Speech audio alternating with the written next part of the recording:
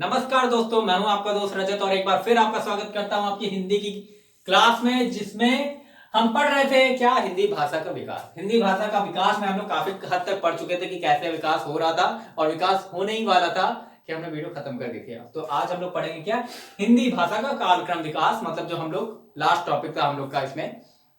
क्या एक बार फिर से रिवाइज कर लीजिए। प्राचीन भारतीय आर्य भाषा का क्या टाइम था?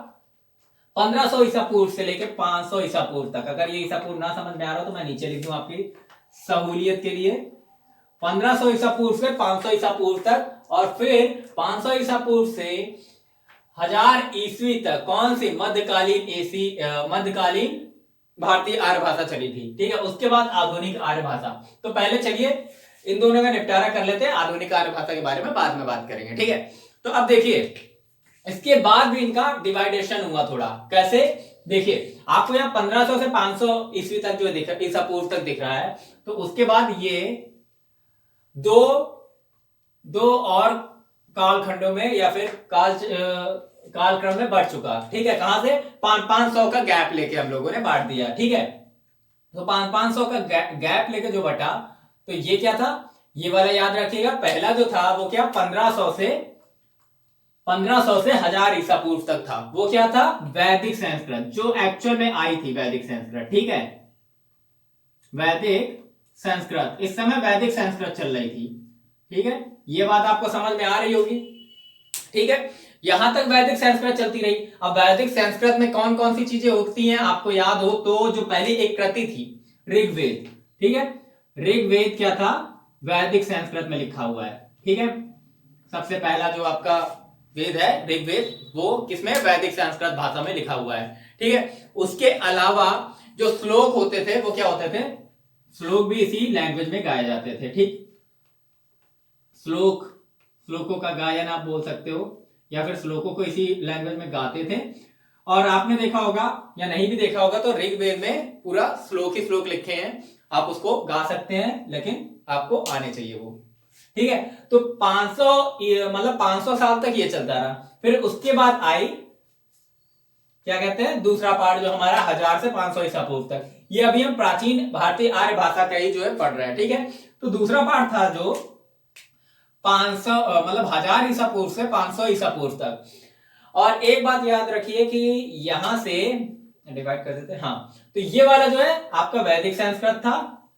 ठीक है, और ये वाला हमारा जो था वो लौकिक संस्कृत। क्यों? अभी पता चल जाएगा। ये लौकिक संस्कृत, अगर आपको देख ना रहा हो तो मेरी आवाज तो सुनाई दे ही रही होगी। लौकिक संस्कृत इसको बोलते हैं। ठीक है, यहां पे आपकी लैंग्वेज जो हुई वो क्या हुई? लौकिक संस्कृत। क्यों हुई?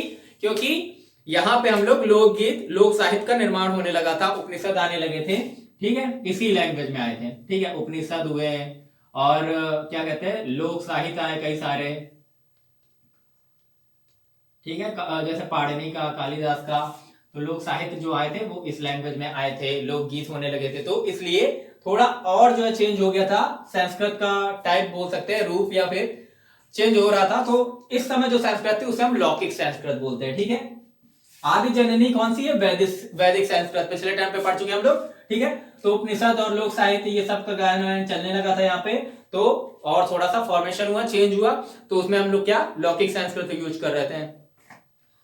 और ये काल कब तक था? 1000 से 500 ईसा पूर्व तक। 500 ईसा पूर्व मतलब महाजनपद काल तक लगभग।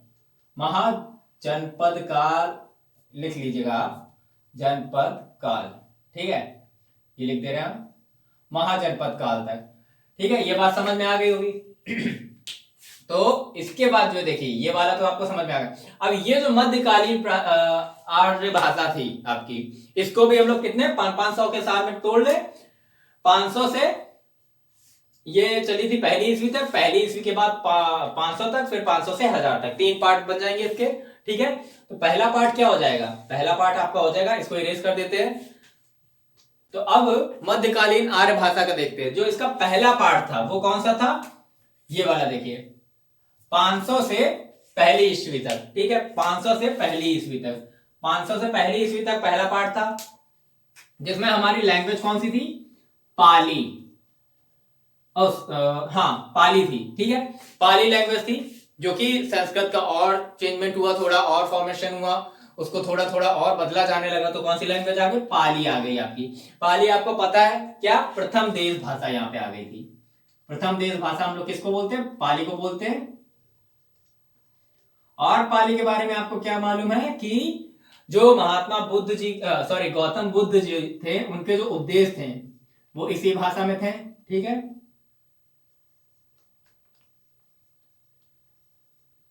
बुद्ध जी के उपदेश इसी भाषा में थे, और बुद्ध जी का जो मतलब बौद्ध धर्म का साहित्य है वो लगभग लगभग पाली भाषा में ही है। ठीक है, तो ये बात आपको पता चल गई। पता है, ये था पहली ईस्वी तक का ब्यौरा आपका। पहली ईस्वी से 500 ईस्वी तक का आप देखते हैं, पहली ईस्वी से 500 ईस्वी तक का।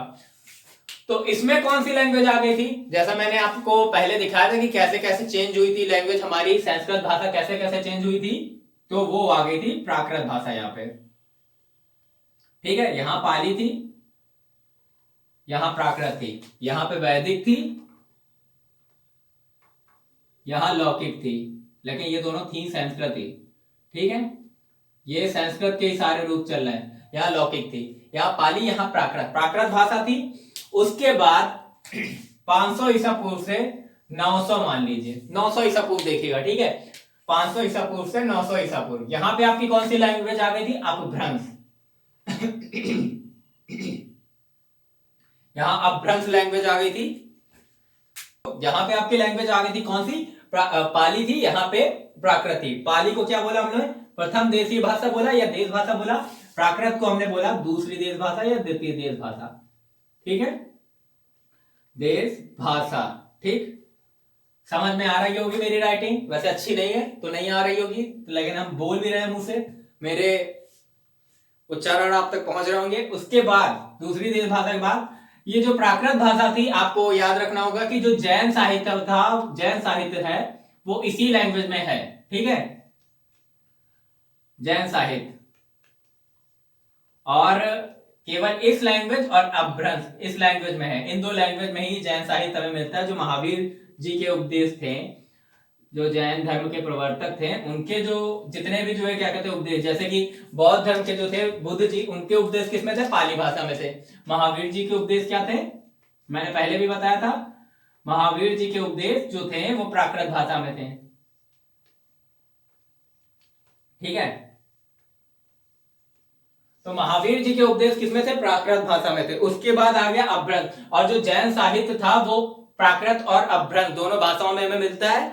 देखिए, कुछ लोगों का मानना है कि अपभ्रंश भाषा तो आपकी यहां तक थी, और कुछ लोगों के हिसाब से ऐसा नहीं था। जैसे कि हमारे जो एक विद्यापति जी थे, ठीक है, विद्यापति जिनकी रचना है कीर्तिलता, ठीक है, उसमें बताया गया था कि नहीं, यहां से 9000 ईस्वी से 1000 ईस्वी, जो 9000 ईस्वी से 1000 ईस्वी का टाइम था, इसमें पूरी तरह अपभ्रंश मतलब कि यहां पे तो भटक रही थी आपकी भाषा, और उसके बाद पूरी तरह चेंज हो गई थी। तो यहाँ पे जो आपकी भाषा थी वो अवहट्ट थी, जो रूप था संस्कृत का वो अवहट्ट था।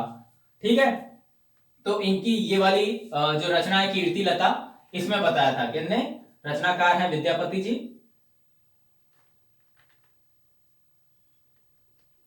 तो ये बात आपको याद रखनी है कि इनके अकॉर्डिंग यहां पे क्या था? अवहट्ट भाषा आ गई थी। अब देखिए 900 ईस्वी से 1000 ईस्वी का हम लोग टाइम पीरियड दोबारा पढ़ेंगे। ठीक है, तो चलिए इसको इरेज कर देते हैं। ओके, इसके बाद जो है क्या कहते हैं 1000 ईस्वी के बाद की बात करते हैं। 1000 ईस्वी से अब तक, ठीक है, अब तक, इसके बाद जो है क्या कहते हैं तुर्कों का आक्रमण होने लगा, और भी दूसरी भाषाएं आने लगी, विलय होने लगा उनका। तो क्या हुआ, अलग अलग जगह के अकॉर्डिंग अपभ्रंश भाषा चेंज होती रही। जैसे कि आपका महाराष्ट्र में कोई और लैंग्वेज बोली जा रही, राजस्थान में कोई और लैंग्वेज बोल रहे, तो अलग अलग जगह पे अलग अलग लोग बसने लगे। वो अपनी सहूलियत के हिसाब से जो लैंग्वेज बोल रहे थे उनके हिसाब से हमारे हिंदी वो क्या कहते हैं भारत में बहुत सारी भाषाएं हो गई हैं। ठीक है, तो आप देख सकते हैं। तो यहाँ पे क्या थी? आधुनिक आर्य भाषा थी, जो कि कहां से शुरू हुई? लगभग तुर्कों के आक्रमण से शुरू हुई थी। ठीक है, इसको देखिए, कहीं पे आपका जो है 1000 माना जाता है, कहीं पे माना जाता है कि अवहट्ट जो थी आपकी अवहट्ट भाषा, वो आपकी चली थी 900 ईस्वी से 1100 ईस्वी। ठीक है, कहीं पे ये मतलब ये चेंजमेंट होते हुए एक दिन का तो प्रोसेस है नहीं, थोड़ा थोड़ा चेंज हो रहा था जैसे। तो 1100 ईस्वी से आपका मेन पीरियड चालू होता है, कौन सा? आधुनिक आर्य भाषा का। तो चलिए आगे देखते हैं इसके बाद।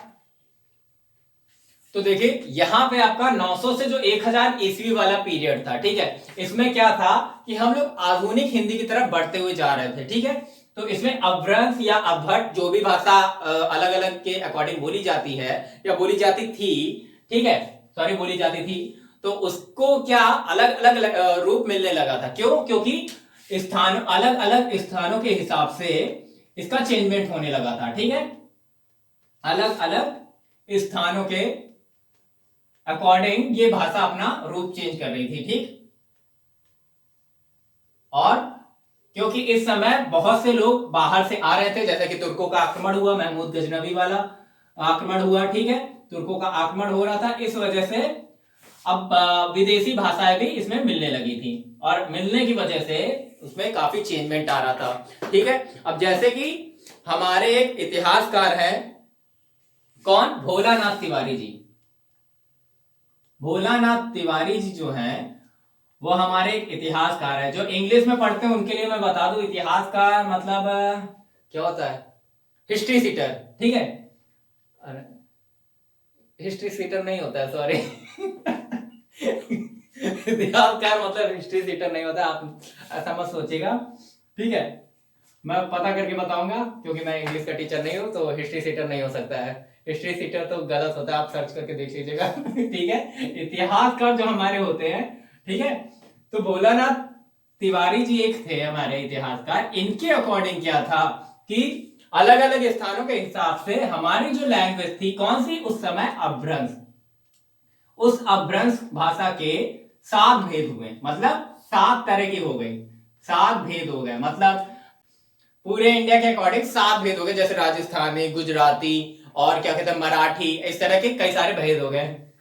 तो हमारे इतिहासकार जो थे भोलानाथ तिवारी जी, उनके अकॉर्डिंग अपभ्रंश भाषा जो थी लास्ट में जब चेंज हो रही थी, जिसे कुछ लोगों ने अपहट भी बोला है, तो उसके 7 भेद हुए। ठीक है, अब चलिए वो 7 भेद देखते हैं। ठीक है, इनके अकॉर्डिंग क्या थे। तो अब हम पढ़ने वाले अपभ्रंश के 7 भेद जो हुए थे, जिसकी वजह से वो पूरी लैंग्वेज स्वरूप बदलता गया हर जगह। तो पहला क्या था? सूरसैनी। ठीक है, सूरसैनी अपभ्रंश। ठीक है, सूरसैनी अपभ्रंश। अब देखिए ये सूरसैनी अपभ्रंश जो ग्रुप था, इसमें कौन कौन सी लैंग्वेज आ रही हैं? ये आपकी मथुरा के साइड गई। ठीक है, मथुरा के साइड, एक मिनट मैं थोड़ा चेंज करके लिख देता हूं, पहले मैं टाइप ही लिख देता हूं सबके। ठीक है, तो सूरसैनी अपभ्रंश जो हुई थी, ये भाषा आपकी एक टाइप इसका ये हुआ। उसके अलावा देख लीजिए सेकंड टाइप आपका, सेकंड टाइप में क्या था? मगध या मागधी भाषा, जो मगध की तरफ थी। ठीक है, मागधी, मागधी भाषा हुई। फिर थर्ड आपकी अर्ध मागधी हुई, मागधी भाषा। ठीक है, उसके बाद फोर्थ आपकी हुई, फोर्थ कौन सी थी? खस, खस। ठीक है, उसके बाद 5 6 7 7 हम लिख देते हैं इसमें। पैसाची, पिसाची ना पढ़िएगा इसको, पैसाची पढ़िएगा। प्रांचर, ठीक है, और महाराष्ट्री।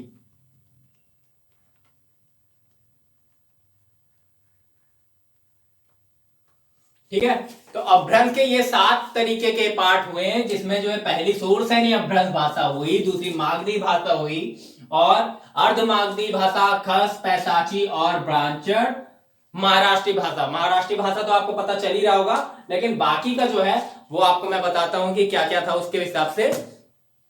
ठीक है, तो जो सूरसैनी अपभ्रंश भाषा थी वो आपकी कहां कहां बोली जा रही थी? जो सूरसैनी अपभ्रंश भाषा थी वो आपकी मथुरा, ठीक है, पश्चिमी साइड जो हमारा इंडिया का है वहां पे, राजस्थानी, और राजस्थान, इससे ये भाषा निकली मतलब। ठीक है, राजस्थानी भाषा हुई, मथुरा की जो भाषा है वो है, और जो है क्या कहते हैं आपकी गुजराती भी इसी से निकली है, राजस्थानी की तरफ ही। ये जो लैंग्वेज निकल के आई, ये कहां से निकली है? सूर सैनी के हिसाब से। सूर सैनी जो अपभ्रंश भाषा थी उसके अकॉर्डिंग ये भाषाएं निकली है, ठीक है। उसके बाद आपका आता है मागधी भाषा, जो कि मगध से रिलेटेड है। मगध भाषा भी बोल सकते हो आप इसे, और मागधी भी बोल सकते हो। तो मगध भाषा से रिलेटेड है। आपको ये कुछ अंदाजा लग रहा होगा कि ये कहां कहां बोली जाती है, ठीक है। इससे जो निकलने वाली लैंग्वेज थी बिहारी, ठीक है, बंगला, असमिया, मतलब असम की जो लैंग्वेज है, या उड़िया पहले लिख दीजिए, उड़िया और असमिया, ये जो लैंग्वेज है ये किससे निकली थी? ये इस वाली मागधी भाषा से निकली थी, ठीक है। अब उसके बाद जो आपकी लैंग्वेज का टाइप है वो कौन सा? अर्धमागधी। सात वेद थे ना, तो सात वेद के बारे में हम लोग देखेंगे कि किस तरह से अपभ्रंश के अलग अलग पार्ट अलग अलग जगह पे गए, और उससे कौन कौन सी नई नई लैंग्वेज निकली थी, नई नई भाषाएं निकली थी, सॉरी, ठीक है। तो उसके बाद आपका अर्धमागधी है, जो कि पूर्वी हिंदी में हम लोग देखते हैं। पूर्वी हिंदी जो होती है वो है अर्धमागधी, ठीक है। उसके बाद आपकी खस भाषा, खस अपभ्रंश है। यहाँ पे सबके आगे अपभ्रंश लगा लीजिएगा, मागधी अपभ्रंश, अर्धमागधी अपभ्रंश, खस अपभ्रंश, इस तरह से हम लोग भाषा को बोलते हैं, ठीक है। तो इस वाले जो पार्ट से, इस टाइप से जो भाषा निकली थी, पहाड़ी हिंदी, जैसे कि जो कश्मीरी साइड या नेपाली साइड ऐसे होते हैं, पहाड़ी हिंदी जो बोली जाती है वो इस मतलब इस टाइप से निकली थी ये वाली भाषा, ठीक है। पहाड़ी हिंदी हो गई आपकी जैसे। और उसके बाद पैसाची, पैसाची में लहदा जैसी एक लैंग्वेज होती है, लहदा। पंजाबी, पंजाबी जो लैंग्वेज निकली वो कहां से निकली? पैसाची अपभ्रंश से निकली। और जैसे जम्मू कश्मीर में जो कश्मीरी जो बोली जाती है, ठीक है, कश्मीरी कहां से निकली? यहां से निकली, ठीक है। तो ये आपकी जो लैंग्वेज हो गई वो किससे? पैसाची से निकली थी। ब्रांचर से आपकी जो लैंग्वेज निकली थी वो सिंधी, ठीक है, ये सिंधी में कन्वर्ट हो गई आगे। और महाराष्ट्र से मराठी, ये तो आपको पता ही होगा, महाराष्ट्र से मराठी भाषा का विकास हुआ। इस तरीके से जो इन्होंने बताया क्या हमारे भोलानाथ तिवारी जी ने, उनके अकॉर्डिंग इस तरह से अलग अलग भाषाओं का अलग अलग रीजन के अकॉर्डिंग विकास हुआ। सूर सैनी से पश्चिमी हिंदी और गुजराती, राजस्थानी, मथुरा, इन सब की भाषाओं का विकास हुआ था। मागधी से मगध भाषा जैसे कि बिहारी, बंगला, उड़िया, असमिया, इन सब का विकास हुआ। अर्धमागधी में पूर्वी हिंदी आ गई, खस अपभ्रंश में पहाड़ी हिंदी आ गई, पैसाची में लहदा, पंजाबी, कश्मीरी, ये सब आ गई। ब्रांचर में सिंधी आ गई, महाराष्ट्र में मराठी भाषा का विकास हुआ, ठीक है। इस तरह से अपभ्रंश आगे चल के इन 7 पार्टों में टूट गया। चलिए आगे पढ़ते हैं इसका। अब हम पढ़ेंगे क्या? आधुनिक हिंदी।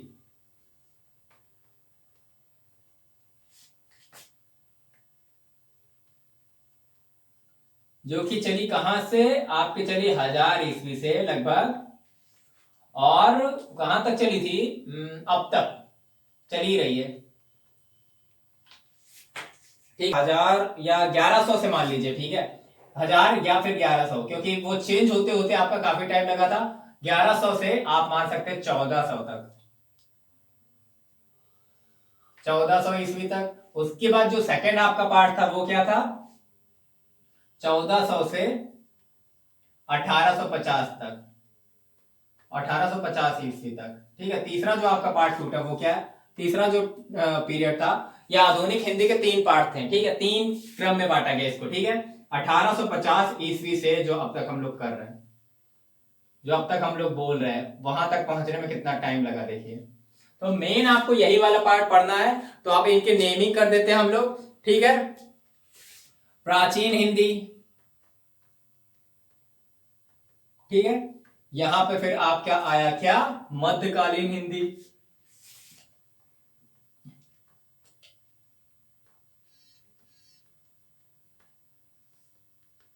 फिर उसके बाद आया आधुनिक हिंदी।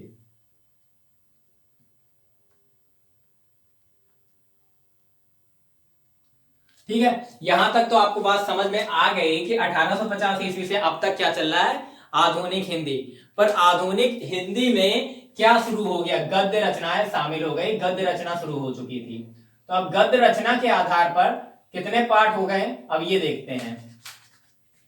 यहां पे आपका क्या चालू हो चुका था, गद्य रचना चालू हो चुकी है। ये आधुनिक हिंदी के बारे में अब हम लोग पढ़ रहे हैं।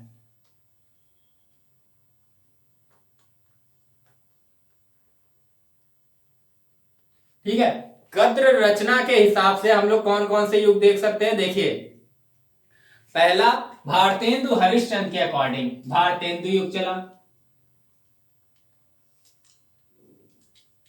ठीक है, उसके बाद आपका कौन सा युग आता है, उसके बाद आपका द्विवेदी युग आता है, और उसके बाद छायावाद युग आता है। ठीक है, छायावाद युग आता है।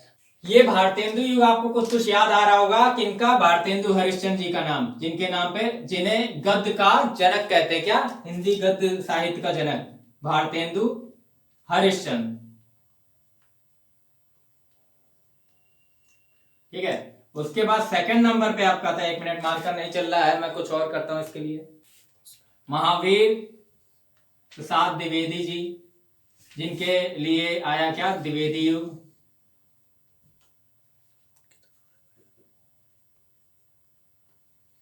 द्विवेदी, इनके काल के आप रचनाकार देख सकते हैं। और छायावाद आया इसके बाद, और इसके बाद आया आपका प्रयोगवाद।